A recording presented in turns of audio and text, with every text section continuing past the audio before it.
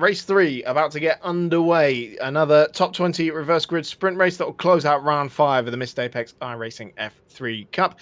It is Andrew Sexton who starts on reverse grid pole for this one, with Colin Ward alongside him, then Jose O'Donnell and Matt Trumpets, John Cox and John Langan on row 3, Luca Harrison, watch out for him in 7th place, and then Richard Molden on row 4, Gregoire Gomez and Matt Cook on row 5, Stephen Williams and Carl Power on row 6, Alex Dobbsberger and Ryan Sedgwick on row 7, then Luke Power and Tim Ellis on row 8, Alex Smith and Daniel Cook on row 9, and Richard Spanners ready, and Scott Tuffy, top 2 from the last race, starting on the 10th row of the grid. And Chris, I think Luca Harrison in 7th place there, and Gregoire Gomez in 9th. They're going to be ones to watch. They are indeed, Chris, and it's going to be a fascinating final race as we get to the lights. Indeed we do. All 5 lights are on. And we go green at the Circuit of the Americas for the final time tonight. And this time it's the outside that's made quite a good start as Colin Ward challenges Andrew Sexton on the outside into turn 1, but nothing doing in the end. And no, Sexton's gone for a spin, and that's caught out Luca Harrison, one of the contenders we were looking at for this one, and Kyle Power as well. Kyle Power, the championship leader, he's been caught out in that incident because Andrew Sexton spun at the first corner, and suddenly now there's an opportunity for Danny Henney to score some points back again, Chris. My, how the turntables, Chris. That is absolutely terrible there for Carl Power. He had nowhere to go, boxed in on both sides, and just mounted straight up onto the nose of Sexton. And that was, unfortunately for Sexton, that was all of his own doing. Cold tyres lit up the rears on the exit and found himself backwards in the middle of the track. Absolutely unbelievable stuff as we see Ward runs out a little wide there. Is this an opportunity for Jose O'Donnell to take the lead here? He won at Spa in one of the sprint races last time out. He's going for the lead now on the straight. He'll have the inside line for the next left-hander at turn 12. Ward with that mistake coming on to the straight. He's been a little bit... Oh, they're banging wheels into the braking zone. Fair stuff and some tyre smoke of lockups there, but O'Donnell takes the lead, and look at Gregoire Gomez, he's already up in 3rd place. He is, but he's not alone. We've got Stephen Williams a couple of cars behind him as well, so watch out for him coming through the pack, as that's Ward in front of us getting very leery on the exit. Gomez trying to go around the outside. He'd be a brave man if he tries to go there, but he's certainly not going to manage it there. A bit of a switchback, but there's very tight and fast through here. He'll be lucky. Certainly will. He might have a look into turn 1.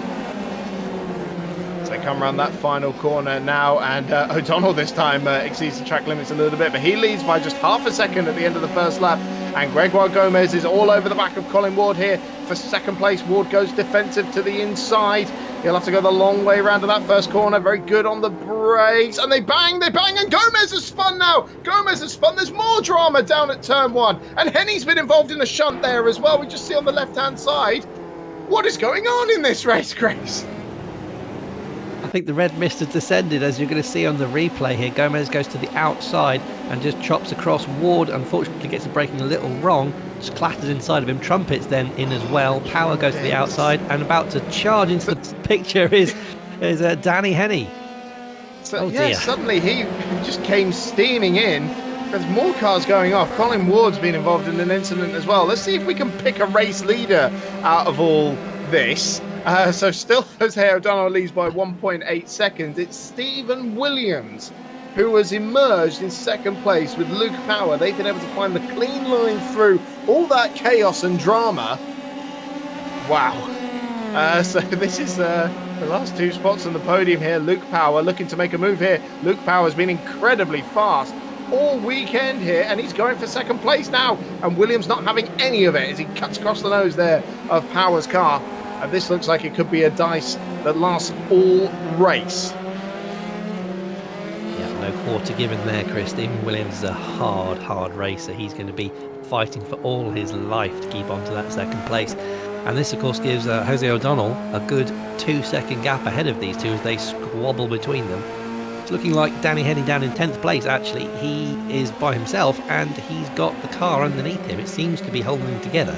So fingers crossed he should be able to keep going and actually make up some points. Yeah, with Harrison there, yeah, I thought there'd be more damage to both of those cars, but Yeah. they both look good. Coming And back to the battle for second, Chris. yeah, battle for second Harrison. coming into turn one now. Power's on the inside. Stephen Williams did the fastest lap of the race, but that's not going to stop Luke Power from getting up the inside and into second place. Now I was about to ask you, Chris, how are they going to play this? Are they going to work together to try and close down O'Donnell, or is Power just going to go for it? Well, we've got our answer. Absolutely. I suggest from the body language of Power that he is in no mood to be waiting, Chris. He's throwing it through those S's, throwing caution to the wind and really lighting up the tyres to try and catch up with O'Donnell now. He's pulling a gap already. You can see how fast he is just absolutely throwing it through there. We'll see if his tyres can last to the end at this rate. Yeah, of course, that's one to look out for, isn't it? The overheating tyres, no doubt that led to a few mistakes in the closing stages of the last sprint race. And we've got the back marker there of Andrew Sexton, the man who started on pole position but spun it at the first corner in the middle of these cars, so he's going to have to get out of the way. He does so there, very nicely done. But yeah, Luke Power making very short work of that gap. It's already down to 1.7 seconds. I'd secretly hope that Sexton was just going to retake his position at the front of the grid and pretend like nothing happened. That would be something, wouldn't it? Just to give you a rundown of the rest of the order. John Langan in 4th place. And we'll go down to this battle for 10th place in here. So it's Langan, Matt Cook, Tim Ellis, Spanners up in 7th, Sedgwick. And then this battle there, so Sedgwick in the yellow tipped car with Harrison behind him and Henny in 10th place. Both looking like they've still got healthy cars there. So they could still make an impression in this race and maybe on the podium in the final 6 laps of this race. But they'll have some stories to tell from tonight. Absolutely, there'll be some war wounds, not only physical but psychological as well, and I don't think that we are anywhere near done because Henny's got a great run on the 2 of them, Chris, coming to the first corner. This is going to be very interesting. Oh, very close indeed, as Henny pretty much locking horns there with Harrison, who goes through on the inside, and Henny follows him through very nicely indeed. So Sedgwick down a couple of spots there as Harrison and Henny go through, and Henny now trying to make a move on Harrison into the S's, but no way through there. We nearly had our very own Alonso just seeing Sky moment, I think, there, didn't we? With Danny Henny getting so close to launching off the rear wheels of Harrison. He had to back out of it just at the right moment. At the right moment indeed, and it couldn't have come a moment later, otherwise there would have been somebody facing the Sky. Now the lead gap down to half a second already. They're coming down the straight here. I don't think Power's going to be quite close enough to make a move on O'Donnell into turn 12, but certainly O'Donnell is under pressure now as Power closes the gap.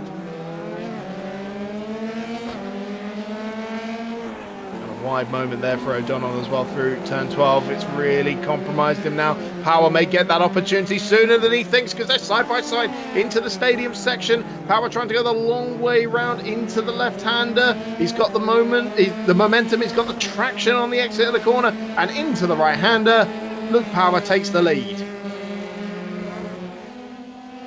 Yeah, nice and easy round the outside there. McDonald didn't put up too much defense of that. I think he's sensibly decided that he's going to keep his nose clean, and he might even be in contention for a podium because I think Stephen Williams will make short work of him as he's chasing down Luke Power. And then behind is John Langan, 3 seconds behind with only 4 laps to go.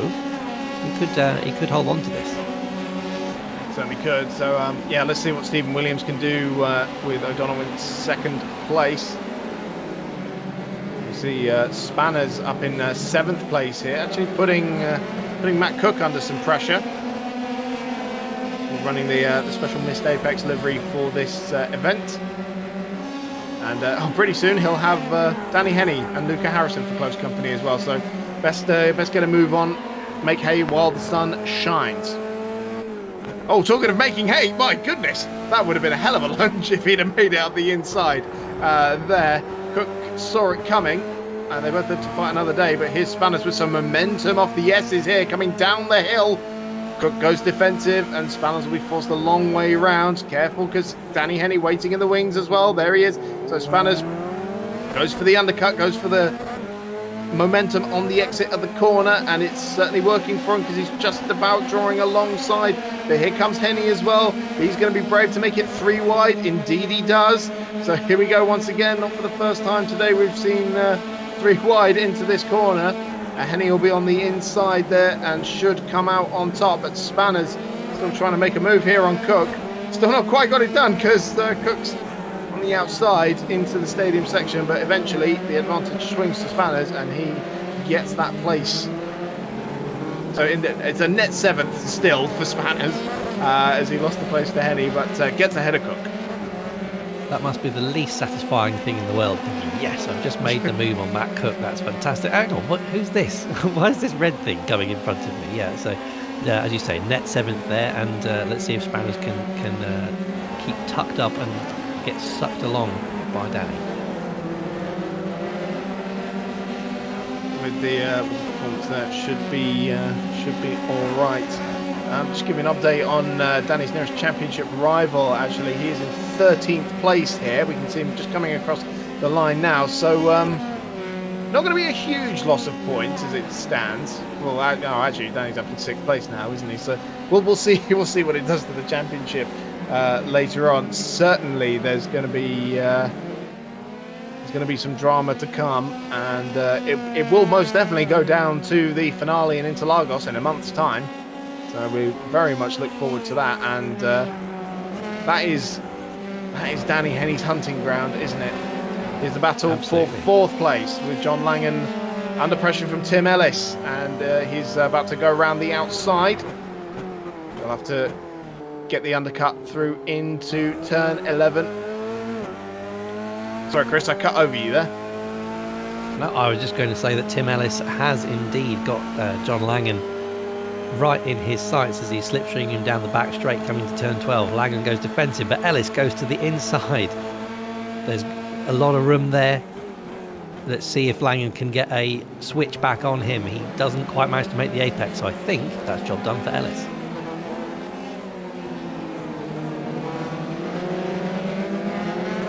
Yeah, cracking job done there by Ellis. Gains another spot, and Langan will soon have Danny Henny in his mirrors. Now Stephen Williams is closing down on Jose O'Donnell for 2nd place now. We're on lap 6 of 9, and the battle for 2nd place is starting to hot up now. Stephen Williams not been a regular on the podium. In fact, hasn't been on the podium at all this season, and that is stunning to say of somebody who was fighting for the championship last season and really didn't get a chance to throw his hat into the ring properly because he was unable to join us for the finale, which of course is not a round that you can drop. From fighting for the championship to not scored a podium in the first 4 rounds of the championship, quite a stunning thing to say. But Stephen Williams in 3rd at the moment and pressuring O'Donnell for 2nd place. He's not made short work of him like I predicted. O'Donnell has picked up the pace and is doing really well to hang on to that 2nd. And as you said, Tim Ellis now in 4th, but he's a good 4 seconds behind this battle, so I think that is done for. So yeah, it's just about who finishes in 2nd and 3rd here. Williams coming down the back straight now. He's not quite in a lunging position as we go on board with Danny Henny, and that is John Langan ahead of us. Is he going to have a go? That is definitely a lunging position, isn't it? From there, and Henny with the inside line into 12. It will be an easy move up the inside, and that is now 5th place for Danny Henny. Puts another car between him and his nearest championship rival, and this is at least giving an opportunity to undo some of the damage done in race number 2.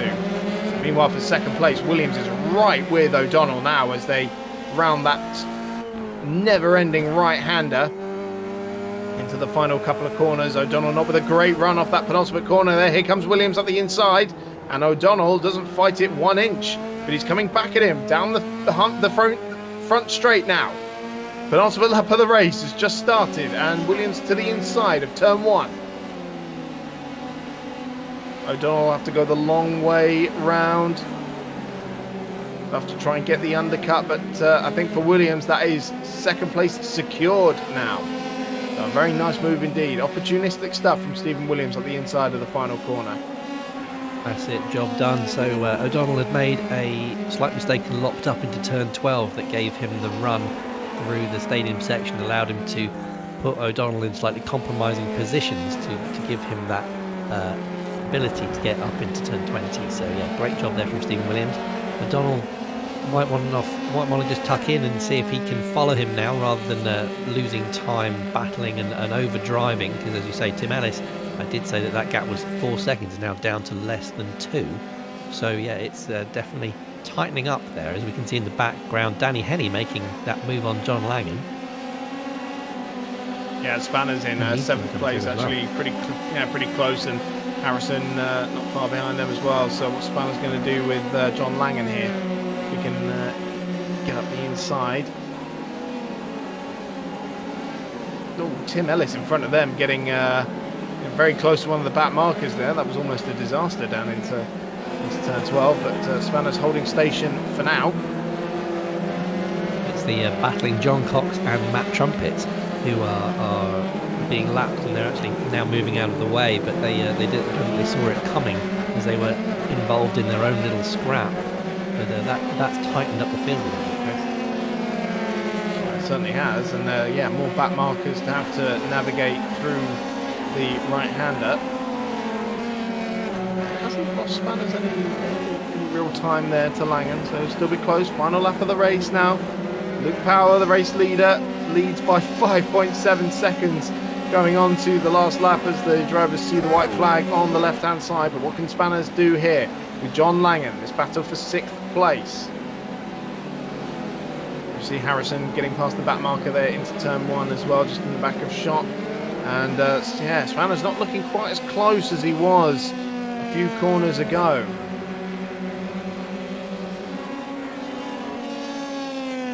He is still within a second, so he might be getting a little bit of the wash through the S's, but if he can just keep that nose engaged, keep those tyres fired up for this final lap, he might get a little bit of a toe that could get him into just that lunge of desperation zone. He got a good tight apex there, and Langan made a little bit of a mistake running wide, so it is all to play for coming into this final lap. Chris, do we think he's going to be desperate enough to get that 6th place off Langan? Spanners knows all about the lunge of desperation coming on to the final, the back straight for the final time. Spanners did kick out the back end of the car just a whisker as he got on the power. It doesn't look like he's close enough to make the move into 12. It would be a very risky move from there, and a risk he doesn't take. Meanwhile, here is the race leader. Almost 6 seconds clear now is Luke Power. And Luke Power has already taken a victory so far this season. Is on course for a second. Man who's been on the podium 3 times already this season as well, and very much in the fight for the silver championship. This would do him many favours. Luke Power comes out of that final corner and wins race number 3 at the Circuit of the Americas. A dominant performance. And Stephen Williams comes home in 2nd place with Jose O'Donnell 3rd.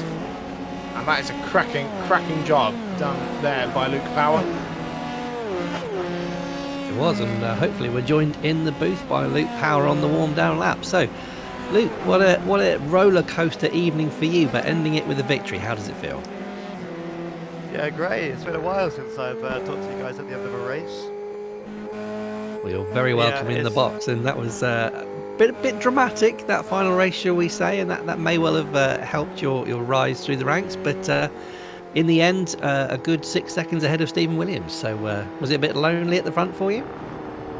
Yeah, but it was fun just to go around by myself, to not get caught up in incidents, and you know, I was quite lucky at the start of the race because I avoided many incidents involving like a lot of people in front of me, so I was just able to pin my way through and yeah, get a win, which was nice. Absolutely, it's fantastic to see the Power name back at the top of the podium. So thanks for joining us, and enjoy the champagne. Thank you.